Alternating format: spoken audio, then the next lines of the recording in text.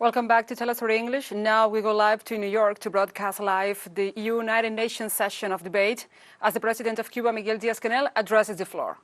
Leaders and other high representatives of the G77 and China, which is the most representative, broad and diverse representation that exists in the multilateral arena. During those two virtually tireless days, more than 100 representatives from 134 nations making up the group raised their voices to call for changes that can no longer be postponed in the midst of this unjust, irrational and abusive international economic order that year after year has deepened the enormous inequalities between a minority of well-developed nations and a majority that has not managed to get rid of the euphemism of developing nations. Worse still, as was recognized by the United Nations Secretary-General at the Havana Summit, the G77 was founded 6 decades ago to repair centuries of injustice and abandonment. And in today's convulsive world, they are entangled in a host of world crises, where poverty is on the rise and hunger is even greater.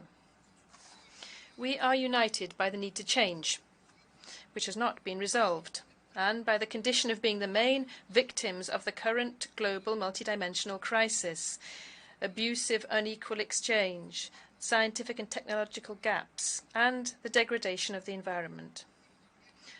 But we are also united, and have been for more than half a century now, by the inescapable challenge and the determination to transform the current international order, which, as well as being exclusionary and irrational, is unsustainable for the planet and is not viable for the well-being of all. The countries represented at the G77 and China, where more than 80% of the population lives,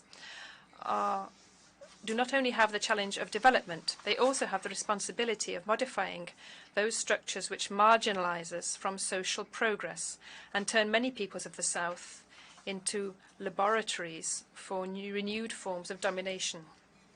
A new and more just global contract is imperative.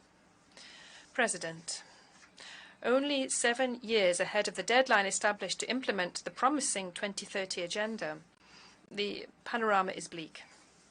This august institution has already recognized it. At the current pace, none of the 17 SDGs will be achieved, and over half of the 169 agreed targets will not be met. In the midst of the 21st century, the fact that almost 800 million people suffer from hunger in a planet that produces enough to feed all is outrageous. Equally outrageous is the fact that in the era of knowledge and accelerated development of ICTs, more than 760 million people, 2/3 of them women, do not know how to read or write. The efforts of developing countries are not enough to implement the 2030 agenda. They must be supported by concrete actions to provide access to markets, financing under fair and preferential conditions, technology transfer, and North-South cooperation. We are not begging for alms or asking for favors. The G77 calls for rights and will continue to demand a profound transformation of the current international financial architecture, because it is deeply unjust, anachronistic and dysfunctional, because it was designed to profit with the reserves of the South, to perpetuate a system of domination that increases underdevelopment and replicates a pattern of modern colonialism. We need and demand financial institutions in which our countries have true decision-making capacity and access to financing. A recapitalization of multilateral development banks is imperative to radically improve their lending conditions and to meet the financial needs of the South. The member countries of this group were forced to allocate $379 billion from their reserves to protect their currencies in 2022, almost twice as much the amount of special drawing rights allocated to them by the IMF. A rationalization, review, and change of role of credit qualifying agencies is needed. Equally imperative is to establish criteria that would go beyond the GDP, to define the access of developing countries to financing under favorable conditions and with adequate technical cooperation. While the richest countries fail to meet the commitment of allocating at least 0.7% of their the GDP to official assistance for development, the nations of the South need to spend up to 14% of their incomes to pay the interests associated with external debt. Most of the G77 nations are forced to allocate more resources to servicing debt than to investments in health or education. What sustainable development can be achieved with that noose around their necks? The group today reiterates its call to public, multilateral and private creditors to refinance the debt through credit guarantees, lower interest and longer expiration deadlines. We insist on the implementation of a multilateral mechanism to reschedule the sovereign debt with an effective participation of the countries of the South that will allow for a fair, balanced and development-oriented treatment. It is imperative to redesign once and for all the debt instruments and to include activation provisions to alleviate and reschedule as soon as a country becomes affected by natural catastrophes and problems that are microeconomic problems that are so common amongst the vulnerable nations.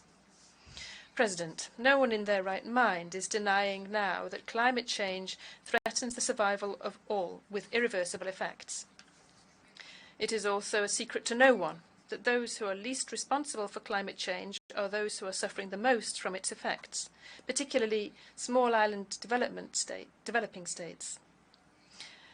Industrialized countries, meanwhile, are the voracious predators of resources and of the environment, but they elude their greatest responsibility and fail to comply with their commitments and the Framework Convention on Climate Change and the Paris Agreement.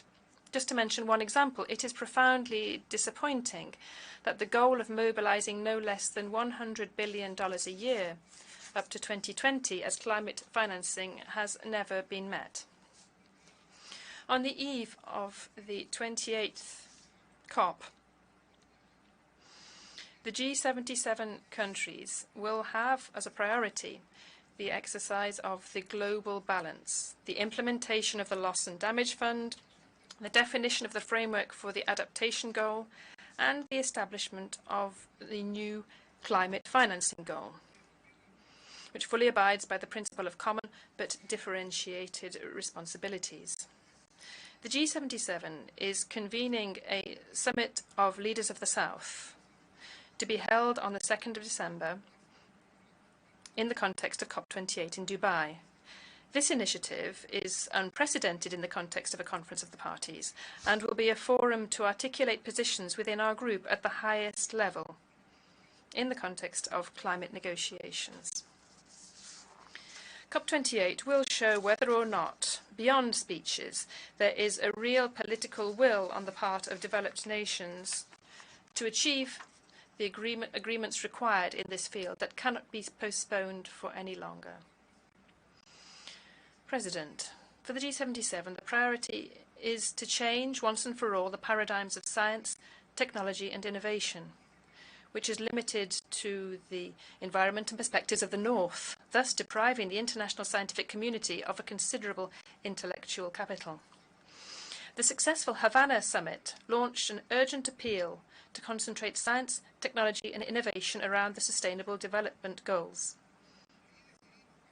There, we decided to resume the work of the Consortium of Science, Technology and Innovation for the South, with the purpose of promoting joint research projects and promoting the joining up of production systems so that they could reduce their dependence on the markets of the North.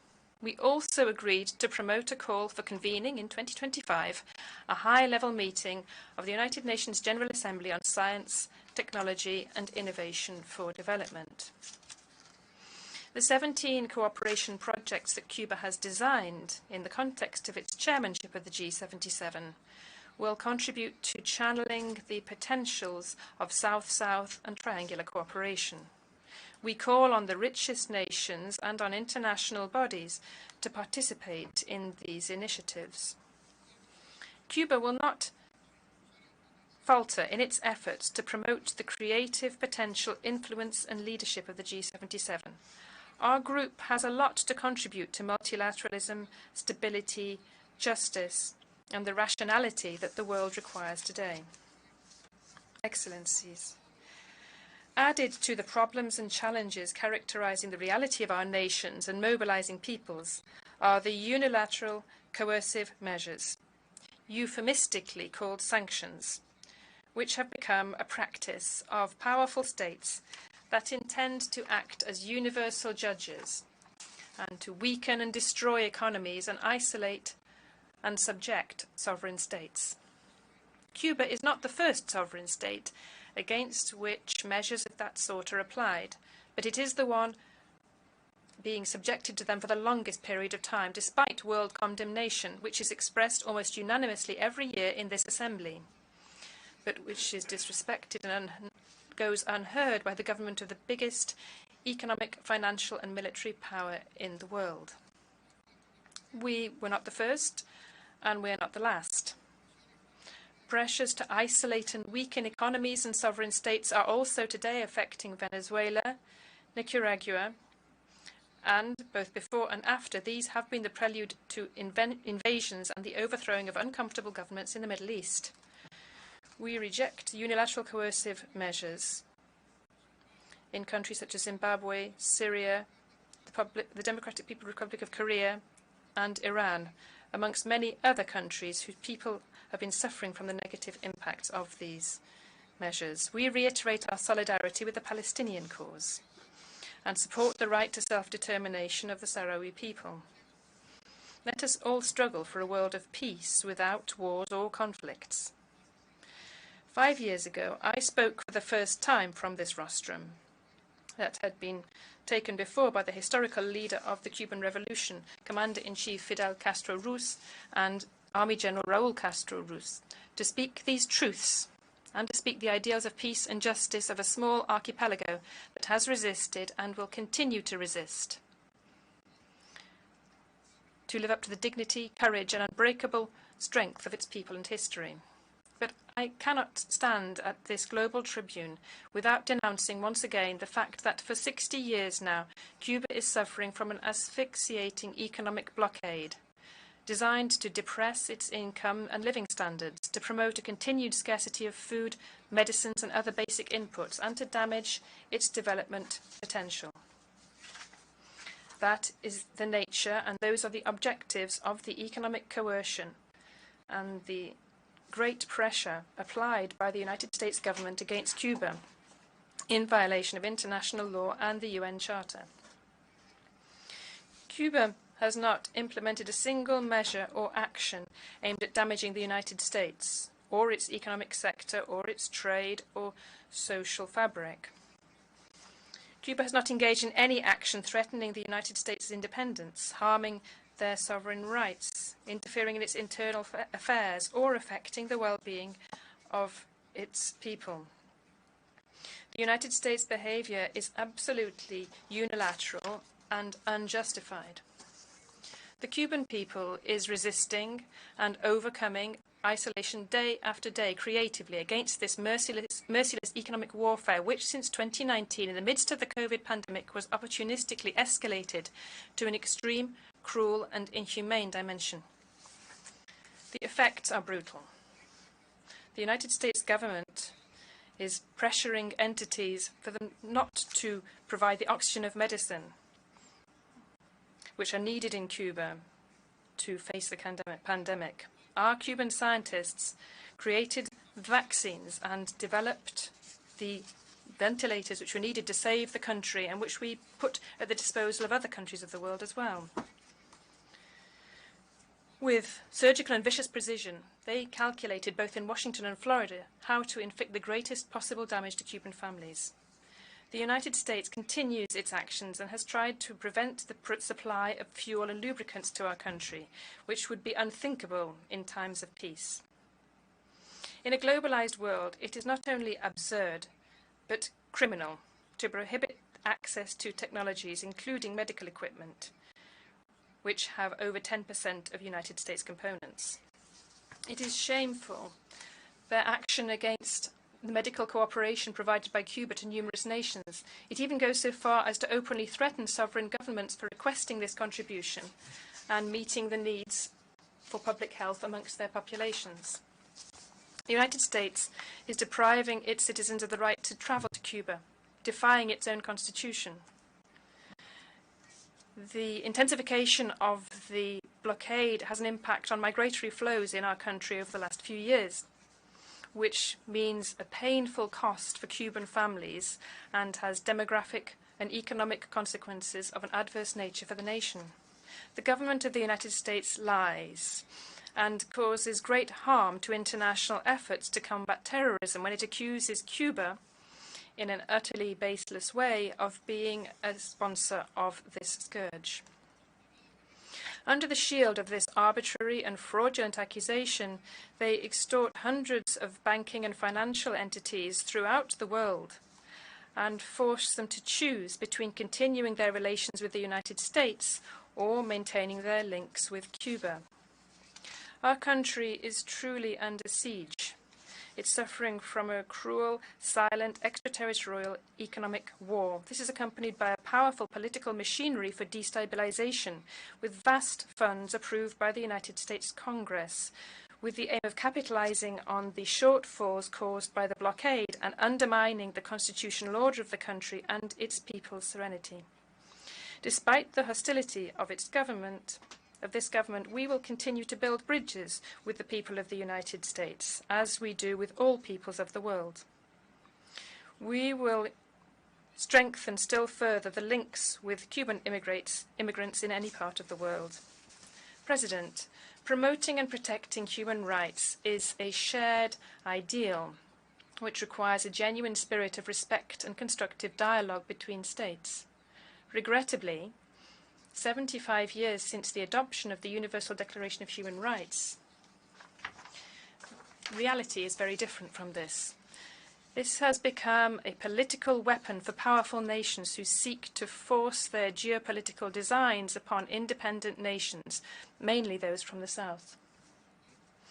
No country is immune from challenges, and none has the authority to consider itself an example in terms of human rights and to stigmatize other models, cultures, or sovereign states. We defend dialogue and cooperation as effective ways to promote and protect human rights without any politicization or selectivity, without applying double standards, conditions, or pressure. In this spirit, Cuba has presented its candidature to the Human Rights Council for 2024 to 2026 in the elections which will take place on the 10th of October. We are grateful in advance for the trust of those countries which have already provided their valuable support. If we are elected, the voice of Cuba will continue to stand up for a universal vision, as seen from the South, of the legitimate interests of developing countries, including constructive commitment and the unavoidable responsibility to the full achievement of all human rights for all. Cuba will continue to bolster its democracy and its socialist model, which, although it is buffeted, has shown what a developing country can do, even if it is small in size and with scant natural resources. We will continue our transformative efforts to seek exits from the siege which is imposed upon us by the United States imperialism and ways to achieve the prosperity with social justice that our people deserves. In this endeavour, we will never renounce the right to defend ourselves. President, distinguished heads of delegation and other representatives, I conclude by extending an invitation to all of you to work to overcome differences and to address shared challenges urgently. To do this, the United Nations and this General Assembly, including with all their limitations, are the most powerful instrument that we have. You can always count upon Cuba to defend multilateralism and together to promote peace and sustainable development for all. It will always be an honor to fight for justice, sharing the difficulties and challenges with the peoples of the South, who are ready to change history. We will prevail. Thank you very much.